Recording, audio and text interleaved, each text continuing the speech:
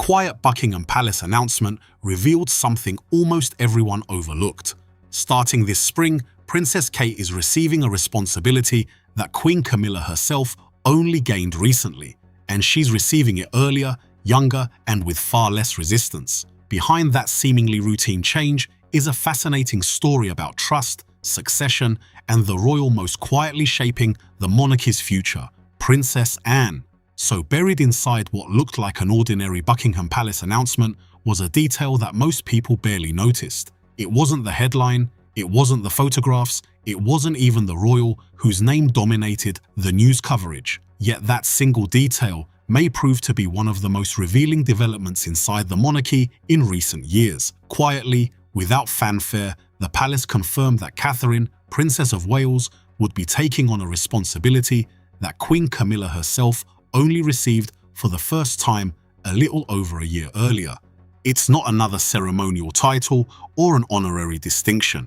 It's a genuine working power, one that carries real influence over royal patronage, charitable relationships, financial stewardship, and the public image of the crown. These are the responsibilities that shape how the monarchy functions behind the scenes, far away from the cameras. What's striking isn't simply that Kate is receiving this authority, it's how quickly she's receiving it. Camilla spent decades facing public skepticism before gradually earning the trust that eventually came with becoming queen. Her path was long, controversial, and often difficult. Kate's has been remarkably different. She is taking on comparable institutional responsibility at a younger stage of her royal career, with far broader public support and significantly less resistance than Camilla ever encountered. That doesn't diminish Camilla's achievements. If anything, it highlights how dramatically the institution's confidence in Kate has grown over the past decade. The palace is no longer preparing her for a future role. It's steadily placing important parts of the monarchy into her hands already. But underneath that entire transition sits someone whose name rarely dominates the headlines. Princess Anne isn't launching initiatives or attracting endless media attention. She isn't giving high-profile interviews or cultivating a public image. Instead, she continues doing what she has done for decades, quietly carrying out the constitutional and ceremonial work that keeps the institution functioning day after day. Her experience, reliability, and willingness to shoulder responsibility have made her one of the monarchy's most trusted figures, providing continuity while newer generations gradually assume greater authority. Handovers like this don't happen in isolation.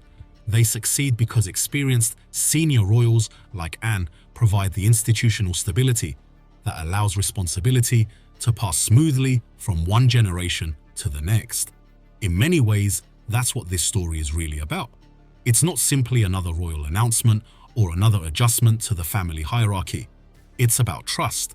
It's about which members of the royal family the institution believes can represent the crown, manage its responsibilities, and carry its reputation into the future. Those decisions are rarely announced with dramatic fanfare. They appear quietly in palace statements that most people skim past without a second thought. Yet they often reveal far more about the future direction of the monarchy than a royal wedding, a state banquet, or even a coronation ever could. Here's where it starts. In the spring of 2026, William and Kate will officially become Grantors of Royal Warrants. That's a formal title, and it comes with a specific, tangible power: the right to personally approve which companies and tradespeople get to put the words "by royal appointment" on their packaging, tied to the Prince and Princess of Wales specifically. Applications from companies that don't already hold a warrant will open in May 2026 and close at the end of June. It sounds procedural. It isn't. It's one of the oldest forms of soft power the monarchy has, and it's being handed to Kate at a point in her royal life that has no real precedent. Because here's the detail that makes this a genuine break from tradition. The last Princess of Wales to grant a royal warrant was Queen Mary, and she did it between 1901 and 1910. That's well over a century ago. Diana, Princess of Wales, held the title for 16 years and never once had this power, not because she wasn't senior enough, because the structure simply never extended that authority to her. So when Kate steps into this role, She isn't just picking up a duty. She's the first Princess of Wales in 116 years to hold it at all. Now, stay with that timeline for a moment, because it's what makes this story so revealing. Camilla didn't receive this authority while she was Princess of Wales. She never could have. That title remained forever associated with Diana, and after marrying Charles in 2005, Camilla instead became Duchess of Cornwall. For nearly 2 decades, she carried out thousands of official engagements, represented the crown across Britain and overseas, and gradually rebuilt public trust after one of the most controversial chapters in modern royal history. Yet throughout all those years, one important institutional power remained out of reach. Everything changed only after Charles became king. Camilla was crowned queen alongside him in 2023, but even then, the authority to grant royal warrants in her own name did not arrive immediately. It wasn't until December 2024 that Buckingham Palace officially announced she would begin issuing her own warrants, joining the King and the Prince of Wales in recognizing companies that supply goods and services to the royal household. By that point, Camilla had spent almost 20 years as a senior working royal before receiving that responsibility. Think about what that means. She waited through 2 decades of public service, a complete transformation in public opinion, the death of Queen Elizabeth II, a change of reign, and a coronation before being entrusted with the authority to place the royal seal of approval on businesses. It wasn't treated as an automatic privilege that came with marriage or status. It was introduced only after Camilla had firmly established herself as queen and after the institution judged the timing to be right. That's what makes Kate's position so remarkable. The responsibility she is now receiving comes far earlier in her royal journey than it did for Camilla. The comparison isn't really about who deserves it more. It's about how differently the institution has approached the 2 women.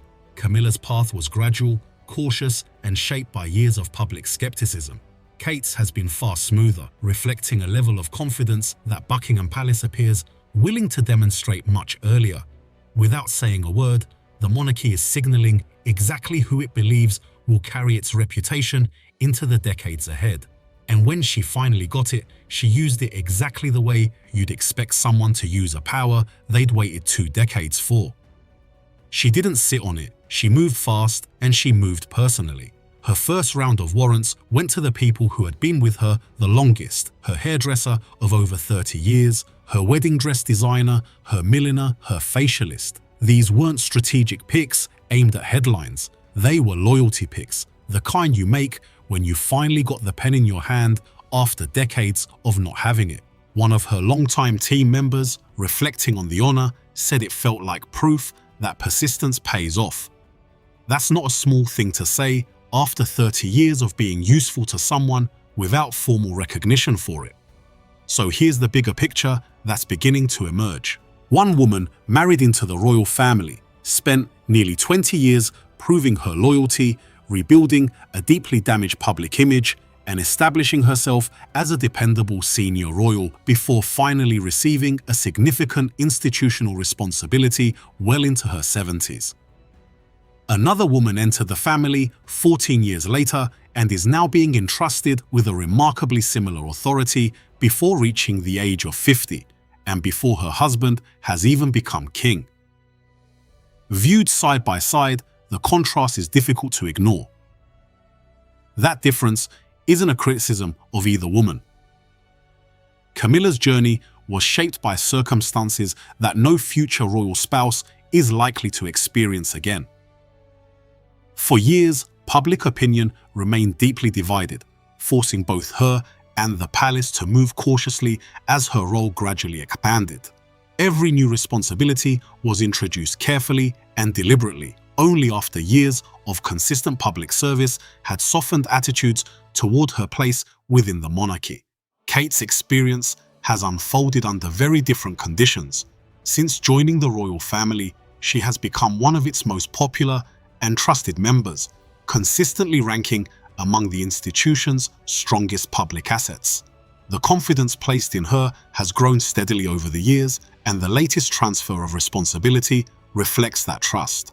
The palace is no longer preparing her simply to become queen someday. It is increasingly treating her as someone who can already shoulder important institutional responsibilities long before that moment arrives. That's why this isn't really a story about royal warrants at all. The warrants are simply the visible symbol of something much larger happening behind the scenes. They reveal how the monarchy distributes responsibility, how it prepares the next generation of leadership, and how it quietly signals which members of the family it believes are ready to represent the crown in increasingly significant ways. These decisions are rarely announced with dramatic speeches or grand ceremonies. They appear in ordinary palace notices that most people never read, yet they often reveal the institution's long-term thinking far more clearly than any public celebration ever could. And underneath all of those carefully managed transitions sits one constant figure. While responsibilities are gradually passed from one generation to the next, while Charles continues his reign and William and Kate prepare for theirs, Princess Anne continues doing what she has done for decades, providing stability through relentless public service. She isn't the face of these announcements, and she rarely becomes the focus of the headlines. But behind almost every smooth handover inside today's monarchy is the quiet presence of someone who has spent a lifetime proving that institutions are held together not by ceremonies or titles, but by the people willing to keep showing up day after day, regardless of who happens to be wearing the crown. Because none of this handover happens in a vacuum. It happens while the monarchy is thinner and more exposed than it's been in decades. The Duke of York has stepped back from public life entirely. Harry and Meghan are gone from official duties. The king himself is managing his own health while carrying the full weight of the crown. And into that gap steps the one royal who has never needed the spotlight to be useful, Princess Anne. Here's what many casual royal watchers don't fully appreciate about Princess Anne's place inside the royal family. It isn't hidden, and it certainly isn't some palace secret. It's simply one of those ancient constitutional roles that has existed for so long that most people overlook it entirely. Anne holds the ceremonial office of Gold Stick in Waiting, a title whose origins stretch back to the Tudor period more than 5 centuries ago. While the name may sound unusual today, the position has long carried an important symbolic responsibility within the monarchy. Historically, the gold stick served as the monarch's personal protector on ceremonial occasions, commanding the officers responsible for the sovereign's security during major state events. Although modern policing and security have transformed the practical aspects of royal protection, the office itself has survived as one of the oldest continuously held ceremonial appointments in the British monarchy. Far from being a relic gathering dust in the history books, it remains an active part of some of the nation's most significant constitutional occasions. During King Charles III's coronation, Princess Anne rode behind the Gold State coach in full military uniform, performing her duties as Gold Stick in Waiting before a global television audience of millions. She has also carried out the same role during state openings of Parliament and other major ceremonial events, acting as the monarch's principal ceremonial bodyguard in accordance with centuries of royal tradition. That isn't just an impressive historical curiosity. It tells you something important about the level of trust and commands within the institution. Roles like Gold Stick in Waiting are not handed out casually. They represent continuity, reliability, and an unbroken connection between today's monarchy and traditions that predate almost every modern democratic institution in Britain. When Anne appears in military uniform, riding alongside the sovereign, she isn't simply participating in a pageant. She is carrying out a responsibility that has been passed from one generation to the next for hundreds of years, linking Charles's reign to a ceremonial tradition that reaches all the way back to the Tudor court. In many ways, that role perfectly captures Anne's place within the modern monarchy. She is rarely the headline, rarely the subject of endless public fascination, and rarely the royal generating the biggest media coverage. Yet when the institution needs someone to embody continuity, duty, and quiet professionalism, her name appears again and again. The office of Gold Stick in Waiting is more than an honorary title tucked away in a royal program. It is a living reminder that while monarchs come and go, some responsibilities endure across centuries. And at this moment in history, the person entrusted with carrying one of the oldest of those responsibilities is Princess Anne. And that ceremonial role is really just the visible tip of something bigger. For more than 5 decades, Anne has represented the crown overseas, on visits across Europe, Asia, Africa, Oceania, and the Americas, building relationships with governments and institutions that outlast any single administration back home. Earlier this year, while the king balanced his reign against his own health treatment, it was Anne who was sent on a 5-day diplomatic tour through South Korea and Thailand, representing the crown exactly the way she has for 50 years. Royal commentators have started calling her the family's secret weapon, not because she's hidden, but because she does the hardest, least photogenic work without ever needing the credit for it. And the numbers back that up in a way that's almost boring, which is precisely the point. In 2025, Anne carried out 478 official public engagements. That's second in the entire family, only behind the king himself. Her total was actually up 10% from the year before. She's 75 years old, and she is still, by raw output, doing more of the unglamorous, structural work of the monarchy than almost anyone wearing a more senior title. So when people ask who's really running the machinery behind the king managing illness and a thinner working family, the honest answer isn't a secret meeting or a hidden power grab. It's simpler and more interesting than that. It's just Anne showing up on schedule for the 51st year in a row. But Anne's value to King Charles goes well beyond the number of engagements she completes each year. Her importance isn't measured only by how much work she does, but by the role she plays behind closed doors. For years, royal biographers and commentators who closely follow the workings of the royal family have described Anne as one of the few people able to speak to the king with complete honesty. She has built a reputation for offering direct, practical advice rather than simply telling the monarch what he wants to hear. In an institution where hierarchy and protocol can naturally discourage disagreement, that kind of candor is exceptionally valuable. Every leader benefits from having people around them who are willing to challenge assumptions rather than reinforce them. And constitutional monarchs are no different. Charles occupies a position where almost every conversation is filtered through layers of officials, advisors, and ceremonial formality. That makes trusted family members who can offer an unvarnished opinion increasingly important. Anne has long been seen as one of those voices. Her decades of public service, her understanding of the institution, and her lack of interest in self-promotion give her advice a credibility that few others inside the family can match. She is known less for diplomacy than for practicality, preferring straightforward assessments over carefully polished reassurance. That role has become even more significant as the monarchy has faced a series of difficult challenges in recent years. The institution has had to navigate public scrutiny surrounding Prince Andrew's withdrawal from official royal life, continuing questions about the Duke of Sussex's departure from working royal duties, and the additional uncertainty created by King Charles's cancer diagnosis.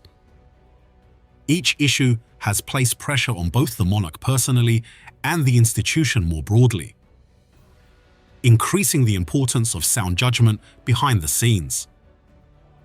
Anne's contribution is not to dominate those stories or become their public face. She rarely comments publicly on family controversies, and she almost never inserts herself into media debates. Instead, her influence is exercised privately, through the quiet conversations that help the monarch weigh competing views before important decisions are made. In that sense, her role is less about managing crises in public than helping ensure they are approached with clear-eyed judgment in private. While others represent the monarchy on the world stage, Anne has become one of the people helping the king avoid the isolation that can come with the crown itself. In a family where public attention often falls on the most visible figures, her greatest contribution may be the one cameras never capture, being the trusted voice, willing to offer honest advice when it matters most, and this is where her ceremonial role and her advisory role start to connect to everything happening with Kate and the Warrants, because a monarchy doesn't hand meaningful structural power to a rising generation casually, especially not while it's already stretched thin and under scrutiny. It does it when the people holding the institution's foundation together are stable enough to make that handover safe. Anne is, in a very literal sense, the ballast. She is the one who has spent 50 years proving the monarchy can survive scandal, absence, and generational turnover without the public losing faith in it, because she was always the one still showing up. That stability is what makes it possible for Charles to extend real authority to the next generation right now instead of 5 or 10 years from now. There's another layer to Anne's influence that rarely gets connected to any of this, and it's worth pulling out because it's about substance over spectacle, which is the exact theme running through everything happening with Kate right now. Back in 1977, when her son Peter was born, Anne made a decision that was almost unthinkable at the time. She declined to give her children royal titles at all. Same again in 1981 with her daughter Zara. She later explained the reasoning plainly. There are real downsides to growing up with a title, and she believed her children would be better served without one. Both of her kids have said the same thing in their own words over the years, that being allowed a private, working life was the right call, even coming from the Queen's own grandchildren. That decision, made nearly 50 years ago, quietly set a philosophical marker inside this family that still shapes how the institution thinks about what actually matters, not the decoration, the function. A title without a job attached to it is just decoration. A warrant granting power, a diplomatic mission, a gold stick role, those are jobs. And the family's slow drift toward handing the next generation real, working authority earlier rather than ceremonial status for its own sake tracks almost exactly with the instinct Anne modeled decades before anyone else in the family was thinking that way. So look at the full shape of what's actually happening here. Kate is being handed a genuine, functional power roughly 2 decades ahead of the pace Camilla experienced it on. Camilla earned hers through decades of quiet loyalty finally recognized. Kate is getting hers as an investment in the future rather than a reward for the past. And both of those timelines only make sense, only hold together, because Anne has spent 50 years proving that the family's engine keeps running no matter who's missing from the room. Without that stability sitting underneath everything, a king managing his own health wouldn't have the room to make a move like this at all. That's really the story underneath the headline. It was never just about warrants, and it was never just about who gets to put a royal seal on a hairdresser's window or a dressmaker's label. It's about a monarchy quietly recalibrating who it hands real power to and how early it's willing to do it at exactly the moment it can least afford to get that decision wrong.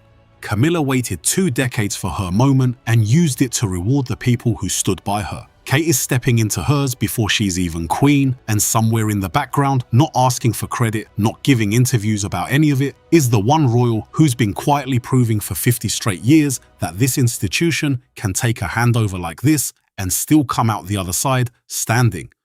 Charles didn't break protocol here by accident, and he didn't break it lightly either. He broke it because the ground underneath him is more stable than it looks from the outside, and the person who built that ground isn't the king himself, it's his sister. And until people actually understand that, they're going to keep missing the real story every single time this family makes a move like the one it just made with Kate.